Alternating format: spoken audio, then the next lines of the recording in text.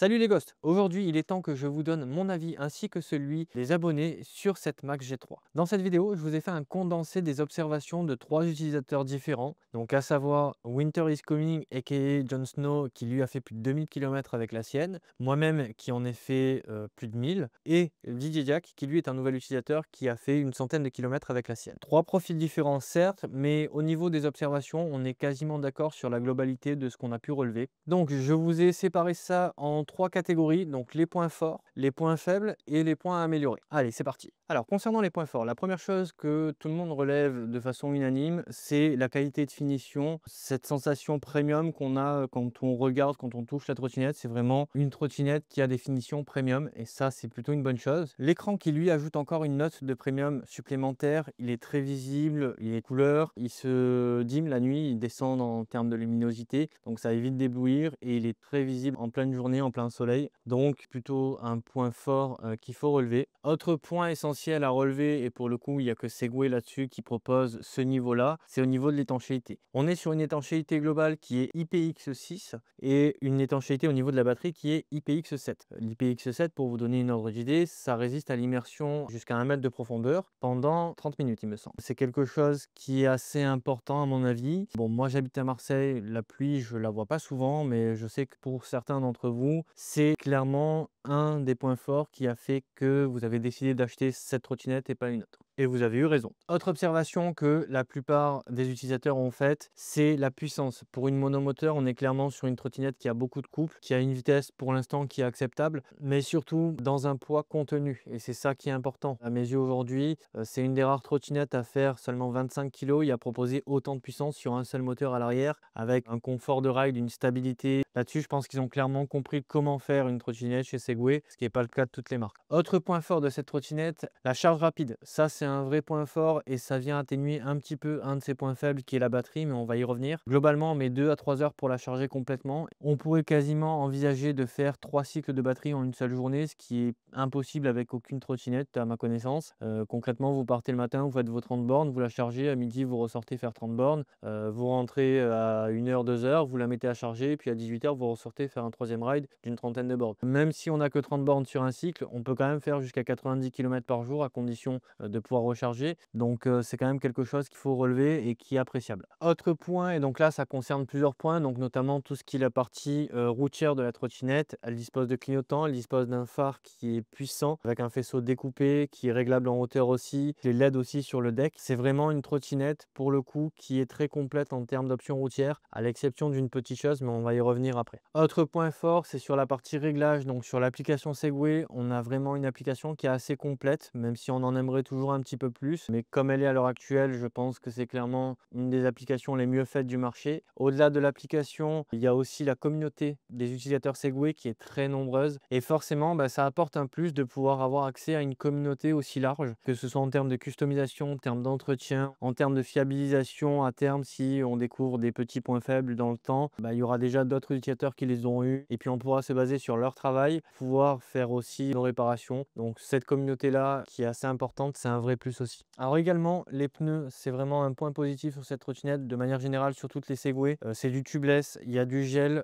cicatrisant à l'intérieur et la gomme est plutôt de bonne qualité, donc on a vraiment une bonne adhérence. Donc les pneus, un vrai plus sur cette trotte, et aussi le fait qu'ils sont interchangeables entre ceux de la ZT3 et ceux de la G3. Ça permet, le cas échéant, si vous voulez sur votre ZT3 mettre des pneus plus routiers, vous pourrez monter ceux de la G3. Alors, concernant les points faibles, là où le bas blesse, clairement, c'est au niveau de la batterie. Même si il faut quand même relever qu'avec une si petite batterie, donc on parle en l'occurrence d'une 12,5 ampères pour 46,8 volts, on arrive quand même avec une si petite batterie à faire des miracles. Du moins, Segway arrive à faire des miracles avec ce genre de batterie. On a quand même 30 km d'autonomie, une puissance de 2000 watts, une bonne trentaine de bornes en utilisation intensive. Je pense que c'est actuellement les seuls à réussir à obtenir ce genre de statistiques avec une si petite batterie. Globalement, dans la concurrence, vous allez avoir à peu près les mêmes performances, mais généralement, ça va être plutôt du 52 volts et ça va être plutôt des batteries de 18-20 ampères et on aura finalement finalement à peu près la même puissance et à peu près la même autonomie. Donc c'est là qu'on voit qu'avec peu, Segway arrive à faire beaucoup. C'est juste dommage que Segway n'ait pas combiné cette capacité de gestion de l'énergie à une plus grosse batterie, et là on aurait été vraiment au summum. Malheureusement, je pense que Segway avait la volonté de contenir le poids en dessous des 25 kg, et donc forcément la batterie c'est ce qu'il y a de plus lourd sur une trottinette, enfin, c'est un élément qui est très lourd, et donc il ne pouvait pas se permettre de mettre plus gros. C'est quand même dommage parce qu'on a beaucoup de place dans le deck et on aurait clairement pu avoir plus, mais bon, ça peut quand même s'améliorer même si c'est un certain budget et qu'à l'heure actuelle il n'y a pas encore vraiment de possibilités,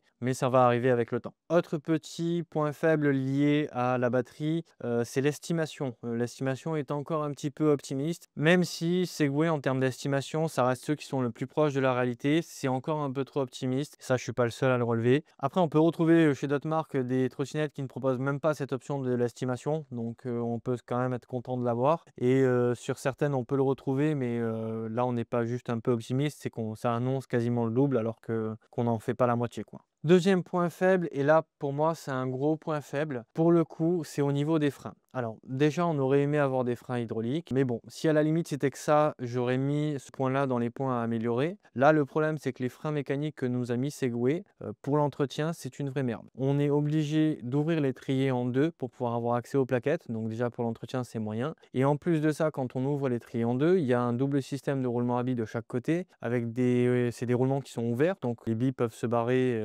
Et en plus, c'est des tout petites billes, donc si vous les perdez, concrètement, vous ne pourrez pas remonter vos freins. Ça m'est arrivé, et c'est pour ça d'ailleurs que j'ai à l'arrière un étrier de ZT3 que j'avais récupéré sur ma ZT3. Voilà, ça pour le coup, c'est voué, je ne comprends pas pourquoi ils ont fait ça. Peut-être dans le but d'avoir des freins mécaniques qui soient plus performants que les systèmes qu'on retrouve habituellement. Le problème, c'est que le jour où on doit les entretenir, c'est une vraie galère, quoi. Enfin bref, voilà. Pour l'entretien, c'est vraiment le pire système de freinage que j'ai vu. Maintenant, pour des freins mécaniques, c'est vrai qu'ils restent relativement performants. Ensuite, on va parler des points qui sont à améliorer. Donc, c'est des points faibles, mais qui peuvent facilement se patcher avec un petit peu de customisation. Donc, premièrement, les clignots qu'on a ici, donc ils sont assez visibles de devant. De derrière, c'est visible, mais quand ils sont pas masqués par nous-mêmes, ou si on est un peu large, si selon comment nos bras sont placés, voilà, ils ont tendance à être un petit peu masqués. Donc ça peut se corriger facilement de la façon dont j'ai fait, c'est-à-dire qu'en posant des rallonges de guidon, on a les clignotants du coup qui viennent beaucoup plus sur le côté et donc qui ont moins tendance à être cachés. Par contre, ça règle pas le souci de la visibilité sur le côté. C'est dommage que Segway nous ait pas fait un clignotant qui fasse directement tout le tour de la poignée, et comme ça on aurait pu être visible vraiment à 360 degrés, à la fois de devant, à la fois de derrière et à la fois aussi sur les côtés. Donc, la nuit, ce problème-là est résolu parce qu'on a les lumières du deck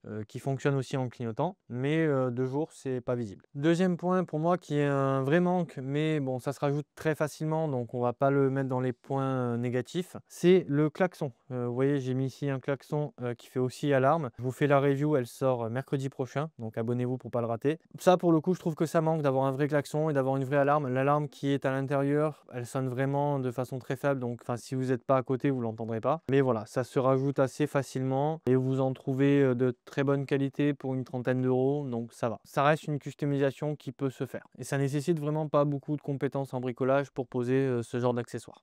Autre petit point qu'on ne peut pas vraiment patcher pour le moment, mais je pense que par la suite, on va pouvoir faire quelque chose, c'est notamment sur la personnalisation de l'écran. On a quand même déjà pas mal de personnalisation, mais je trouve que c'est un peu limité. On pourrait avoir plus, notamment au niveau du choix des informations qui s'affichent en priorité. Là, on peut juste choisir l'information secondaire. On a systématiquement la vitesse qui est bloquée sur le compteur. J'aurais aimé pouvoir changer et j'aurais aimé aussi pouvoir avoir des thèmes différents, pouvoir varier un petit peu l'affichage, pouvoir personnaliser un petit peu plus. Mais bon, ça reste un petit peu plus gadget, mais ça pourrait se faire facilement. C'est dommage que Segway ne le propose pas. Alors, autre point qui est un peu embêtant, c'est la partie repose-pied. Alors, pour ma part, ça n'est pas du tout le cas. Vu que je ride principalement à pieds joints, je ne ressens pas le besoin d'avoir un repose-pied au-dessus de la roue. Maintenant, pour ceux qui ont une position où ils ont comme ça un pied devant, un pied derrière, on va avoir tendance à mettre le talon sur le garde-boue. Et pour l'avoir un peu testé, c'est vrai que oui, dans cette position-là, c'est pas ce qu'il y a de plus agréable. Donc voilà, ils auraient dû faire ici une petite casquette qui monte un peu plus haut. Mais bon, ça, je pense que à terme, on va pouvoir se procurer, c'est pas encore dispo, mais comme ici on a 2 caches qui s'enlèvent avec des points de fixation, théoriquement on pourra éventuellement fixer une sorte de rallonge. C'est juste que pour l'instant il n'a pas encore de dispo. Autre point, donc là vous le voyez j'en ai mis, c'est les rétroviseurs. C'est dommage de ne pas les avoir mis d'origine. Maintenant Segway propose des rétroviseurs qui se posent vraiment très facilement autour du clignotant, qui gardent les clignotants visibles. Je vous mets le lien dans la description si vous voulez ces rétroviseurs là. Ceci nécessite quand même un peu plus de travail pour pouvoir les monter, et puis il va vous falloir aussi des rallonges de guidon pour pouvoir vraiment les voir correctement à l'intérieur. Donc voilà, le manque de rétroviseur pour moi, je trouve que c'est dommage d'avoir mis toutes les options routières qu'elle a, les clignotants, les feux sous le deck, un phare vraiment performant, et de ne pas avoir complété ça avec des rétroviseurs pour avoir vraiment des options routières qui soient complètes. Voilà, je pense que c'était tout. On a vu tous les points essentiels qui étaient à relever sur cette Max G3. Et d'ailleurs, pour certains points, je pense que vous les avez entendus nulle part ailleurs sur YouTube. Mais ça, je pense que c'est normal parce que ça nécessite, notamment au niveau des freins, un certain retour d'expérience pour se rendre compte de la douille que Segway nous a cachée là-dessus. Mais voilà, donc maintenant, ce sera connu de tous. Sachez une chose, c'est que moi, ce que je prévois, c'est que le jour où je changerai les plaquettes, en fait, je changerai tout le système de freinage. Parce que je compte pas m'emmerder à chaque fois avec cette histoire d'ouvrir l'étrier, de faire attention au roulement à billes. Enfin, voilà. Là-dessus, moi, dès que j'aurai trouvé la bonne référence, je monterai des freins hydrauliques. Voilà, c'était tout pour moi. Merci aux abonnés Winter is Coming, DJ Jack, qui ont participé à me faire un retour pour que je puisse vraiment être complet dans cette vidéo. C'était Fantôme pour vous servir. Je vous dis à très vite pour une prochaine vidéo. La bise!